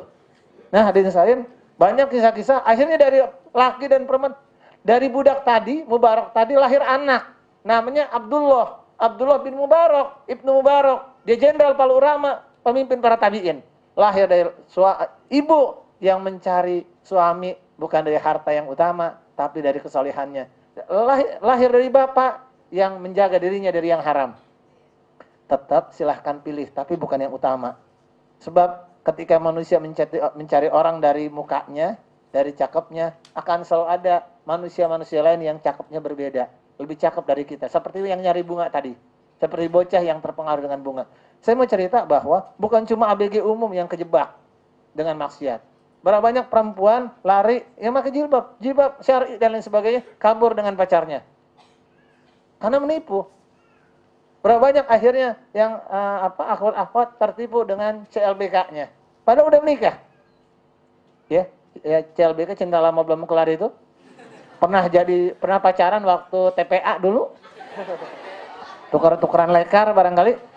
Itu terjadi, itu kisah yang sangat banyak terjadi. Berapa banyak perempuan yang akhirnya kepengaruh lewat gendam, sihir dan pelet. Karena dia nggak menjaga dirinya. Nah hadirin saya, itu yang mesti diwaspadai bahwa yang penting agamanya, karena agama itu yang akan menjaga kita. Masalah kemudian tampilan, tampang dan lain sebagainya, ya kisah nyatanya sangat banyak gitu ya. Kalau kita lanjutkan mungkin besok ya. Betul, satu buku. Mulai saya ngambil buku yang lain tadi. Satu perpustakaan aja di bawah sini. Tadi pertanyaan yang pertama, yang kedua itu. Yang pertama pertanyaannya soal Kurikulum. pacaran yang syar'i. Kalau pacaran yang syar'i sebetulnya namanya talbisul haq bil batil. Mencampur adukan kebenaran dan kebatilan. Karena dalam Islam nggak ada istilah pacaran. Pak setelah nikah bukan pacaran namanya. Ya, makanya dalam Islam nggak ada pacaran yang syar'i, nggak ada pacaran Islami. Kalau buku itu terjadi, emang yang bikin buku nggak ngerti. Mungkin dia baru belajar Islam supaya nggak pada maksiat dibikin namanya pacaran syar'i. Salah. Niatnya baik, kita doakan supaya makin lama makin baik. Tapi tentu itu nggak benar. Makanya kurikulumnya mesti kita ingetin, kita ganti. Hal-hal begitu pentingnya guru agama. Makanya sosial, yang ngomong guru sosial aja. Kalau mau kaitan dengan syari, tanya guru agama. Ada nggak pacaran syari? Nggak ada. Ada seorang ustadz dulu jalan dengan pacarnya. Yang lagi ta'aruf katanya. Ta'aruf berduaan satu mobil. Laki perempuan berduaan yang ketiga, setan. Dibilang itu ta'aruf. Nggak begitu. Yang namanya zina itu awalnya dari pandangan. Dia mengepung dari pintu telinga. Ketika yang laki-laki ditelepon, akhwat, niatnya untuk rapat. Tapi yang akhwat sambil cekak-cekik. Wah, saya tabok nih begitu udah beneran. Untung ketawanya gitu, Ustaz. Iya, akhirnya bercanda-bercanda, lama-lama kepengaruh, keinget-inget dari mata. Padahal non-muhrim, kita lihat, yang laki-laki lihat, pandangan agak lama-lama dikit. Akhirnya apa yang terjadi? Seneng. Setan mengepung dari pintu itu. Istahwaza alaihimus syaiton, setan menguasai dia. Lewat banyak alasan, kakak adean, ya kan, sahabat di jalan dakwah, ya kan, konsultasi syar'i, lama-lama maksiat. Lama-lama maksiat. Nah ini hati-hati. Ya. Awalnya apa? Ya kan? Awalnya obrol-obrolan, omong-omongan, flirting, lama-lama pegang-pegangan, sentuh-sentuhan, dia kan, pegang-pegangan, colek-colekan, gendong-gendongan, sengkat-sengkatan, banting-bantingan, cekek-cekekan. Emang mulainya dari mana? Ya, nggak ada istilah pacaran yang syar'i. Mencintai nggak dilarang, jatuh hati itu wajar. Kalau kita jatuh hati wajar, ya kan? Misalnya saya ngelihat MC tiba-tiba naksir, itu aneh itu kalau begitu. Yang perempuan ngeliat MC naksir wajar, tinggal itu istighfar. Kita istighfar, jadikan itu, ya Allah aku mencintaimu. Aku mencintai orang-orang yang mencintaimu. Dan ajarkan aku untuk belajar mencintaimu. Dan mengikuti amalan yang membawaku selalu cinta kepadamu. Kita doakan. Ya Allah saya mencintai. Saya ingin dia bahagia. Ini saya cerita kisahnya nih. Ini karena harus cerita nih kisah nih. Suatu ketika ada seorang pemuda yang pengen nikah. Iya kan? Jauh sebelum dia nikah, dia aktif di sebuah katakanlah organisasi, bikin sekolah TK, bikin TK dia ketemu perempuan, dia waktu itu masih katakanlah belum siap, masih remaja, lulus SMA, jadi masih unyu-unyu banget ya. Oh, dia ngelihat teman rapatnya pas dia lagi jalan ketemu papasan, dia kaget, siapa? Ternyata teman rapatnya ada seorang akhwat yang dia lihat seperti ketika dia lihat, dia seperti ngeliat bidadari. Ternyata bidadari ada. Dan Allah turunkan salah satunya di dunia. Siapa? Teman rapatnya. Oh, dia kaget. Terus ya dia doakan, ya Allah semoga perempuan itu dapat yang terbaik. Siapapun itu. Karena yang terbaik untuknya belum tentu saya. Ya kan? Kan gitu harusnya. Ya Allah berikan dia yang terbaik ya Allah. Kalau saya nggak apa-apa ya Allah. Kalau yang lain saya aja gimana? Itu ngarep Ustadz, mohon maaf. Iya karena Biarkan dia doa sama Allah, kalau bagus bukan saya digituin. Kalau saya, lu mau lu apaan jadinya? Jadi dia doa, dikisahkan satu ketika, saya ceritanya lucu juga. Jadi pas ada tablik akbar, kalau di sini kan lurus, kebetulan tablik akbarnya di masjid lantai 2. Dia agak telat, pas dia lagi naik, itu perempuan lagi turun di tangga. Dia ngeliat bidadari turun dari surga. Waduh, nggak pakai gubrak tapi ya, kasihan jatuh gitu. Apa yang dia lakukan? Dia ngejauh dari aktivitasnya. Kenapa? Ya Allah, bukan begini caranya. Bukan begini ya Allah. Akhirnya dijauh. Sampai suatu ketika akhirnya dia berdakwah dan dia udah siap nikah. Dia udah siap nikah, dia nggak nyari perempuan yang dia suka. Dia tanya ke gurunya, kenapa? Mencari ridho dan berkah orang yang kita hormati itu utama. Dia tanya gurunya, kenapa nggak tanya orang tua? Karena orang tua kan nggak ngerti soal agama. Orang tua cukup ditanya ridhonya. Bu, saya mau nyari yang ini nih Bu. Ini fotonya ada 5. Ibu mau yang mana? Buat ibu aja. Saya mau yang lain ada Bu, gitu. Jadi akhirnya dia minta cari, dikasih. Akhirnya dia dapat. Nggak ada alasan untuk nolak. Dokter gigi, calon dokter gigi. Tapi dia nggak cocok dengan tampilannya, dengan mukanya, dengan badannya. Tapi dia bilang, ya Allah, kalau ini emang jodoh saya, berikan yang terbaik. Siap? Wah siap. Siap nih, aktivis dakwah bilang siap. Saya siap nikah dengan dia. Ingat, laki-laki boleh dilukai oleh akhwat. Tapi jangan sampai Anda jadi laki-laki yang melukai hati akhwat. Jadi ketika Anda melangkah maju untuk ta'aruf, bilang, saya nggak akan mundur walau selangkah. Kalau akhwatnya mau mundur, bilang, silakan. Tapi saya nggak akan pernah mundur.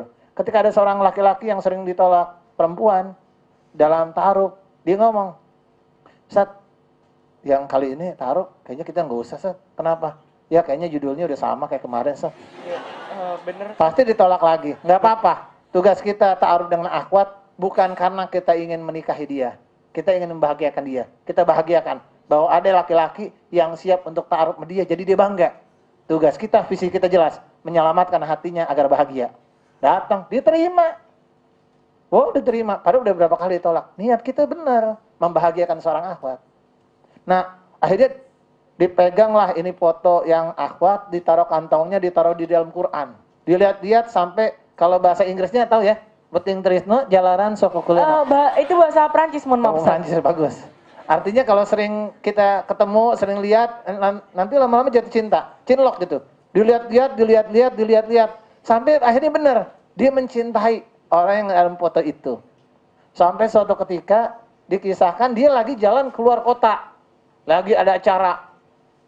Tiba-tiba di samping aliran air sungai, malam-malam dia sedang jaga malam, ada telepon. Ada handphone. Jadi tahu masanya ya, kalau udah mulai ada handphone itu mulai ada sekitar tahun 90-an akhir. Ya kira-kira umur segitu dah, tahun segitu. Pas ditelepon, wih ternyata dari ustazah. Iya ustazah, bagaimana kabarnya? Maaf, yang ikhwan ya, ngomongnya saya agak bingung. Dia udah mulai gak enak nih. Nggak apa-apa, apa adanya aja ustazah. Mohon maaf, yang akhwat belum siap nikah. Kaget yang ikhwan. Oh iya nggak apa-apa ustazah.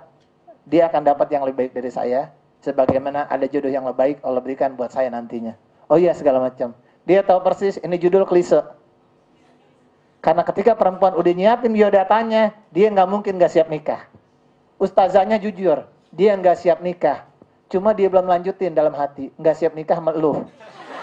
belum siap nikah sama lu. Coba nggak diterusin, yang ikhwan tahu. Ya, saya ngerti. Ini buat dia. Baru saat itu dia ngerasakan sakitnya tuh di sini, dirasain tuh. Ternyata ditolak tuh sakit. Ditolak sakit luar biasa. Dia merasakan. Akhirnya dia berjanji, tidak boleh ada satu perempuan pun yang dia sakiti setelahnya. Akhirnya dia cari yang mana aja deh. Pokoknya kalau ada akhwat yang solehah, saya siap. Ditawarin lagi. Dua-duanya saya siap. Nih pasti kalau Anda maju, nih dua perempuan siap maju. Nih aktivis banget nih.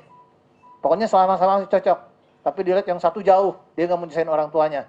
Yang satu terlalu kaya, dia nggak mau mempermalukan orang tuanya.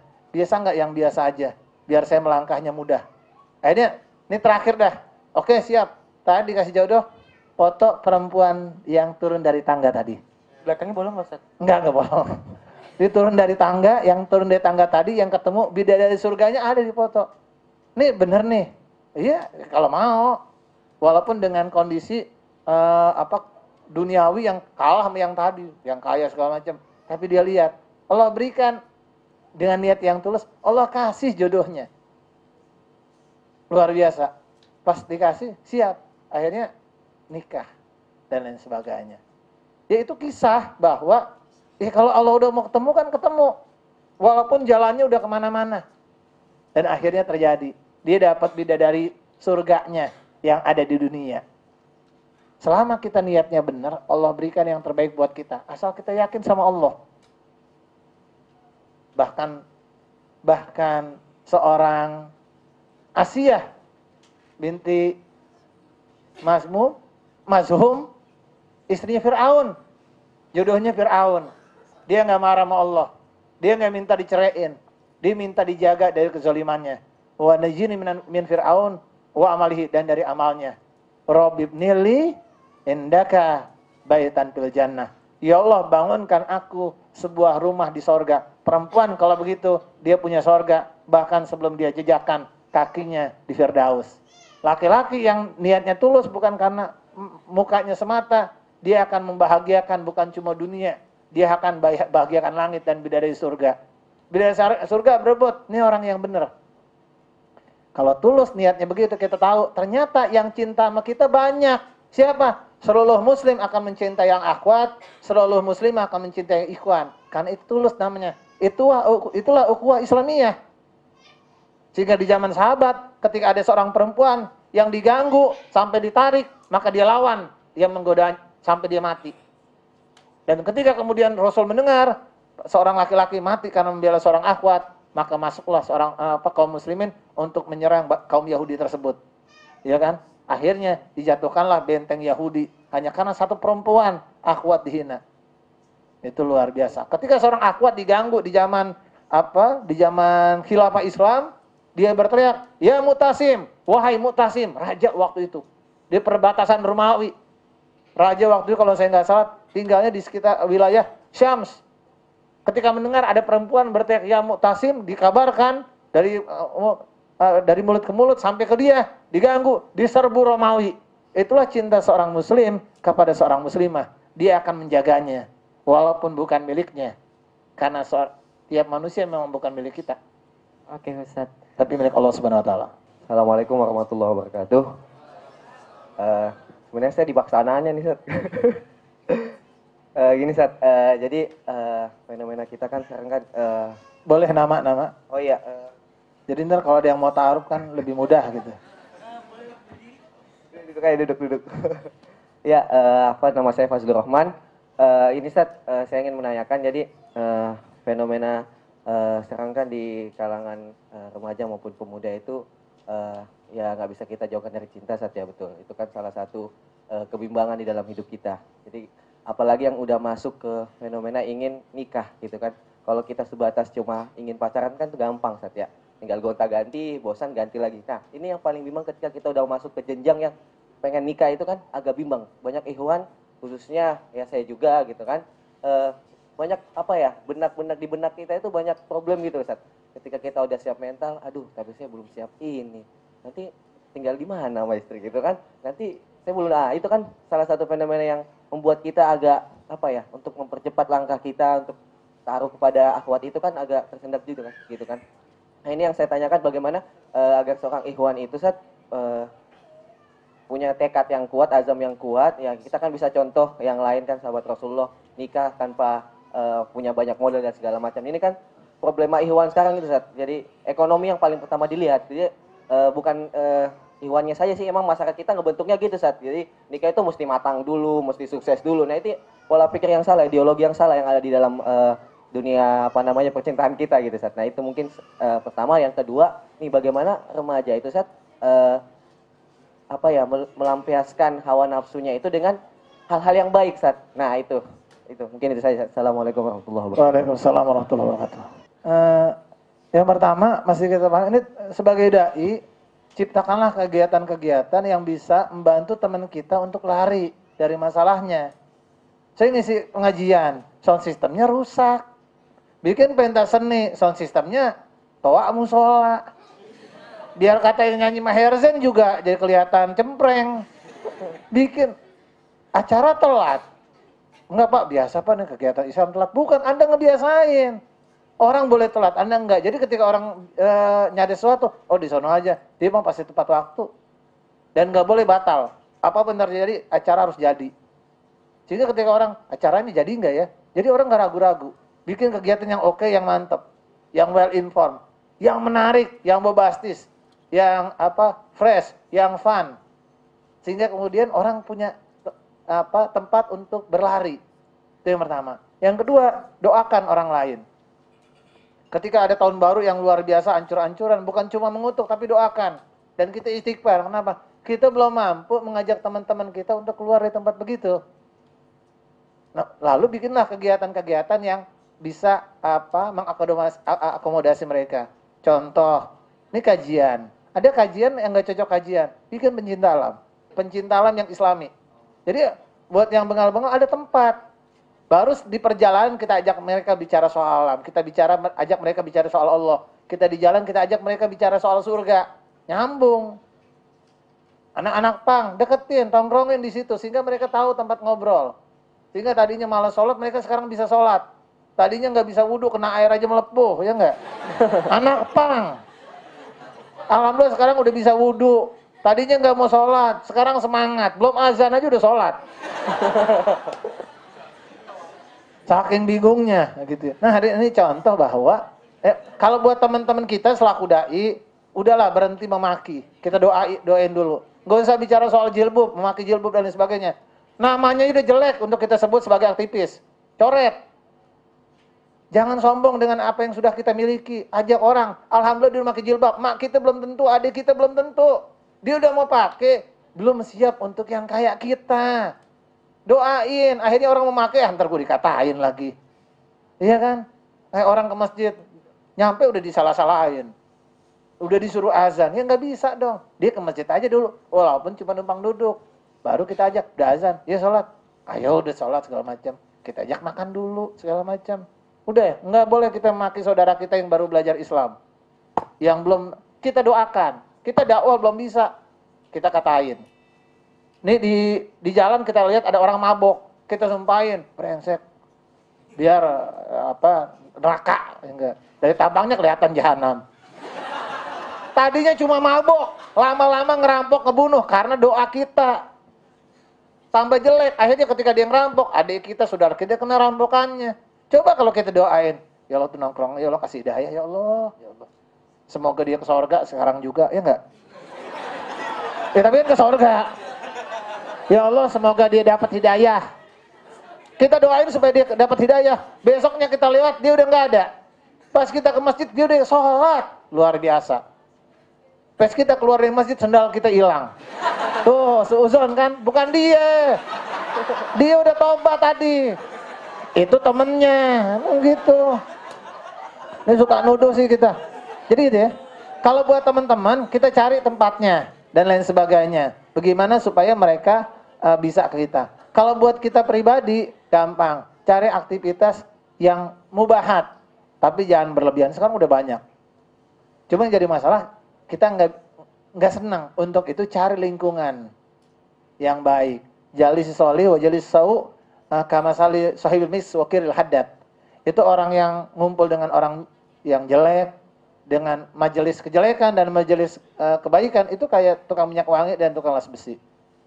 Ya kalaupun kita ngumpul sama tukang minyak wangi, nggak bakal dibagi, namanya dijualan. Tapi kan dia testernya ada. Paling nggak keteknya baunya wangi gitu. Karena tukang minyak wangi. Kalau kita temenan sama tukang las besi, nggak bakal dielas. Tapi asapnya kemana-mana.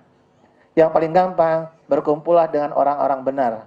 Wa kunu ma'as-shodiqin. Pertama ngumpul. Walaupun kita belum bisa meninggalkan masa lalu yang jelek. Ngumpul dengan kebaikan. Sehingga kebaikan itu memandu kita pada kebenaran. Ngumpul dulu. Ada orang pacaran, suruh ngaji, gue males lah. Ngaji disindir-sindir. Nggak apa-apa disindir, emang kita salah.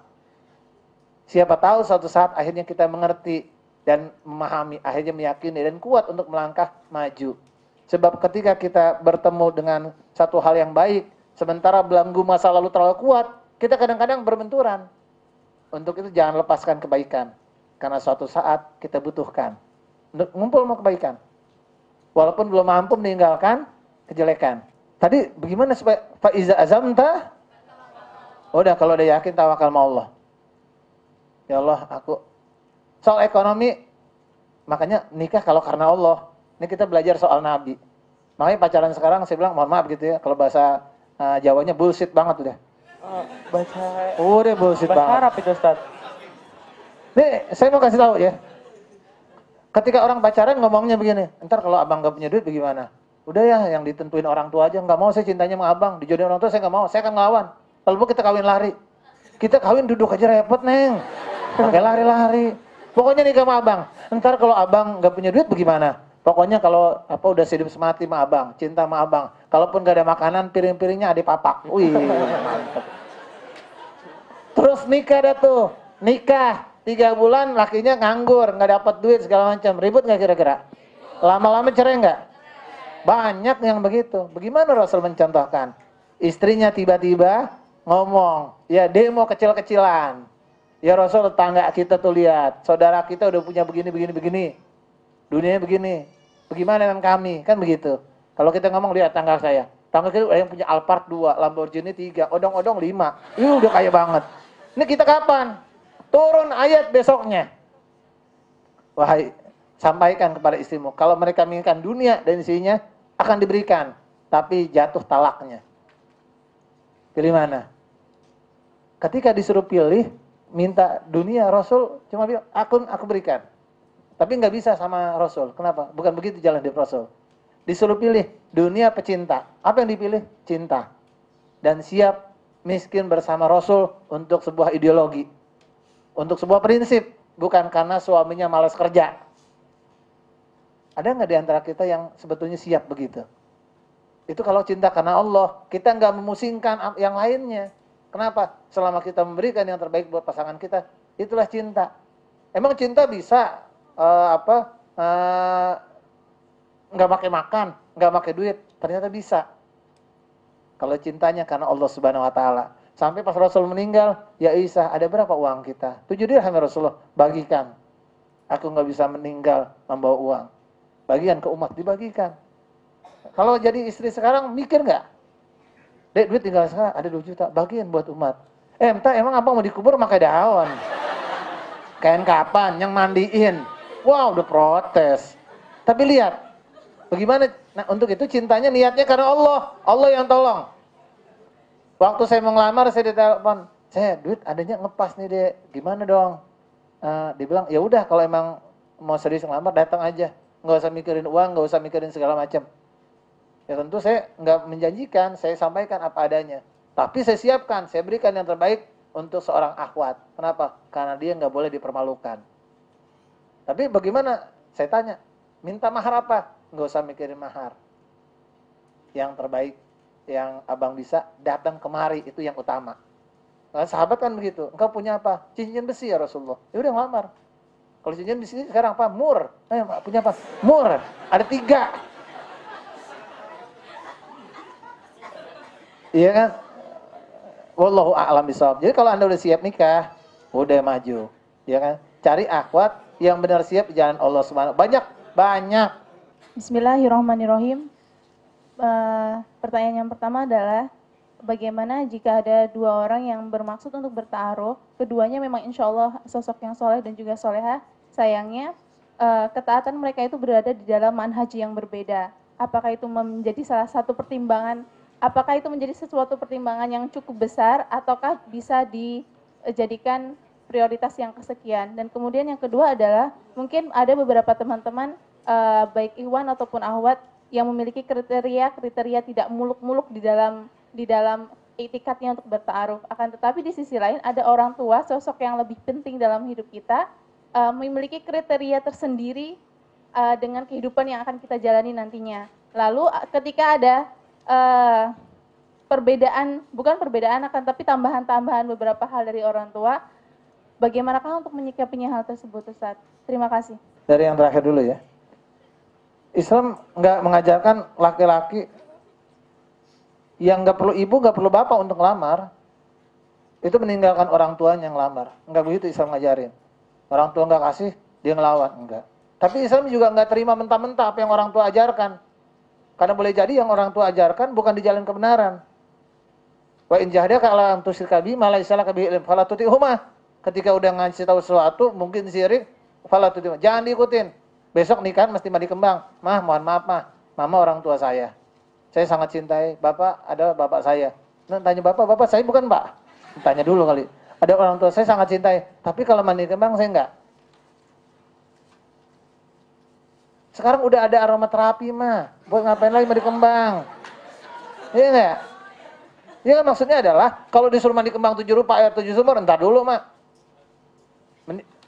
Ya orang tua boleh nganggap saya durhaka, saya enggak durhaka. Saya mengajak orang tua untuk taat sama Allah. Bunda, walaupun bunda punya 100 nyawa, nyawa bunda terbang satu persatu dari kaki bunda, yang begini saya nggak bisa. Jangan bukan tanya saya, kita tanya ustadz yuk. Panggil ustadznya. Kalau untuk bertentangan sama orang tua, kita nggak disuruh ngelawan. Tapi rayu. Rayu. Kalau permintaan orang tua batas yang wajar normal, duniawi, iya kan? Kita dialog nggak bisa, kalau dialog masih bisa enak loh. Kamu kerja belum mau ngelamar, ya kan? Emang anak orang mau dikasih makan apaan? Nasi mah. Iya, mama ngerti nasi. Mau nyari di mana nasi? Di warung. Iya belinya pakai apa? Ya pakai duit mah. Duitnya mana? Kerja. Kan kamu belum kerja. Cari mah. Mama nggak percaya sama anak sendiri. Apa kata mamanya? Enggak. Kalau orang tua udah bilang begitu, buktikan Anda bisa dipercaya. Buktikan Anda udah mandiri. Ini ke WC minta diantar. Bilang mau nikah, ya lah ditempeleng yang begitu. Ya, rayu dengan baik. Ya, ada misalnya rayunya sederhana. Kalau kata orang Betawi, ini anak dilarang nikah kenapa? Masih kecil udah mau nikah. Besok Anda beli kuda-kudaan yang dari kayu. Depan rumah naik. Orang gila lo, udah gede main begituan. Ya kemarin katanya masih kecil. Ya, kalau ada gede nikahin. Ya, begitu. Jangan dilawan, rayu. Yang perempuan beli bak aja, bak main di depan membocah gitu. Bak isiin air, nyebur di situ. Ya main perahu-perahuan gitu, main bebek-bebekan mana tetangga. Lu gila apa ya? Udah gede main beginian. Ya kata mama kemarin masih kecil. Kalau udah gede kawinin. Oh, begitu caranya. Rayu. Ketika yang diminta orang tua itu layak, walaupun duniawi, layak. Apa itu? Kamu mesti kerja. Siap, mah. Kerja. Tapi kalau gaji nego dong, Mang. Iya kan? UMR kurang-kurang dikit boleh maju dong. Buktikan bahwa Anda bisa dipercaya. Kalau cuma debatnya cuma masalah duniawi, saya siap nikah. Oke, tapi maunya mama mesti Jawa, nggak masalah. Mau minta Jawa, yang bagaimana lagi mah? Yang begitu, tapi kerudung. Oke mah? Ya bakon, siap, yang penting Jawa. Kita pilih kan kalau memang sesuatu itu memang layak buat bunda kita. Kenapa? Itu hadiah buat mereka. Bukan boleh nggak boleh itu kaitannya. Nah, Anda cariin jodoh dong, penting soleha. Kalau bisa sukunya Jawa. Murid saya minta ya dari Tegal. Saya bilang mohon maaf, antum orang Tegal. Orang tua minta yang jauh antara Tegal Pekalongan. Iya udah. Anda nyerah. Anda udah berapa kali masuk warung Tegal belum dapat. Anda ngomong begitu sama murid Anda waktu itu. Kenapa? Ya saya bingung nyari yang orang Tegal nggak dapat gitu. Udah ke warteg saya bilang nggak ada yang kerudung. Gini ada, Kita telepon teman kita yang masih di Tegal, akhwatnya kan banyak, udah nyari di sono aja, ini nyari di sana baru dapet. Bahwa ketika orang tua minta, kasih. Tapi ketika orang tua salah, ngomong dengan baik. Mama nggak mau ya orang Sunda. Emang kenapa orang Sunda? Kawin mulu, kawin cerai. Ya emang nggak boleh begitu mah. Kalau stereotip banyak. Saya ya oke kalau mama nggak Sunda, nggak apa-apa. Tapi nggak boleh ngomong begitu. Dosa. Emang kalau Jawa, Jawa koek, Padang bengkok, Betawi rese, ya kan Palembang maling. Mana yang bener mah? Iya tuh. Ya Ustadz, langsung aja kesimpulan sama Kesimpulannya, doa penutup. jadi ketika itu kaitannya sama orang tua, rayu dengan baik, kalau itu emang haknya, berikan haknya. Kasih orang tua mintanya apa? Yang masih mungkin nego-nego halus, ya. Terus tadi yang satu lagi sebentar, ada 2. Kalau soal manhaj, tinggal tanya sama Ustadz. Ustadz, kira-kira manhaj begini benar nggak? Saya dilamar Ustadz, ya kan? Sama Ikhwani, yang satu yang lamar Salafi, bagaimana? Dia tanya, Ustadz, kalau begini bagaimana? Itu semuanya benar. Cuma secara manhaj dakwahnya, kalau manhaj agama rata-rata benar, kecuali aliran sesat. Manhaj agama semuanya sama. Apa itu? Mengikuti sunnah Rasul SAW.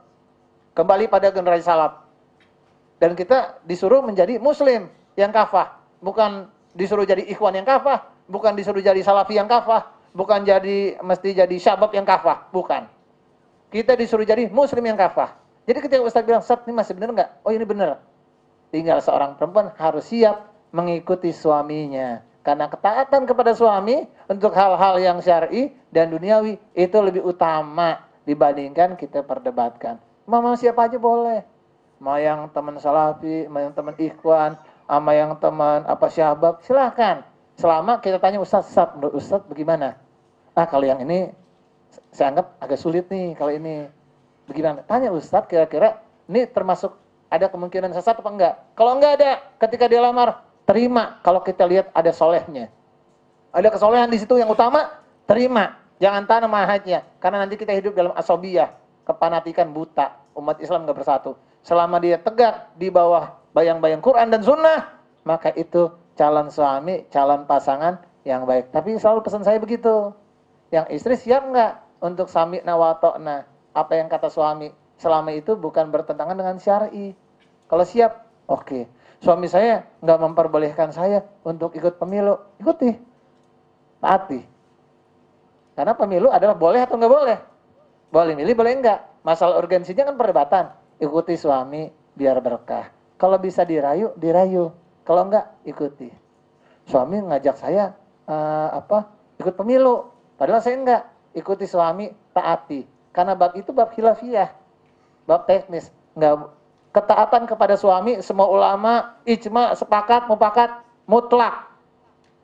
Sementara bab yang manhaj gerakan ya, bukan manhaj din. Manhaj din jelas mengikuti salafus saleh. Sementara manhaj gerakan itu masalah perbedaan. Iya kan? Perbedaan. Tadi soal bab isbal, masih ada sedikit perbedaan celah di situ antara sombong masuk nggak atau tidak, gitu ya. Tapi tetap sunnahnya dapat. Itu kan perbedaan sedikit. Politik nggak boleh. Vaksin dan divaksin.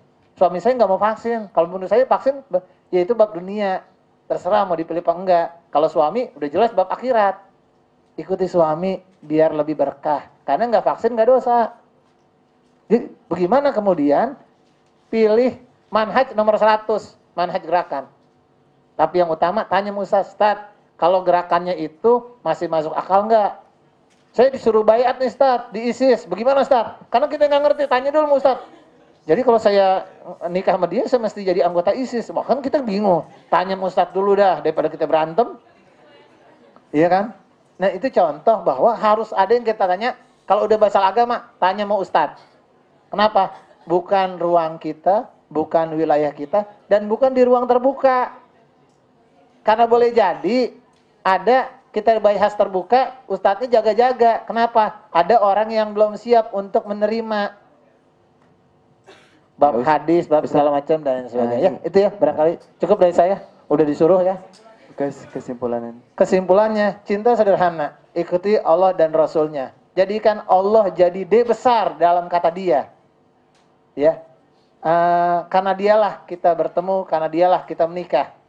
Jadi kalau tidak ada dia di hatimu, maka pupuslah cinta kita saat ini juga. Itu saja. Assalamualaikum warahmatullahi wabarakatuh.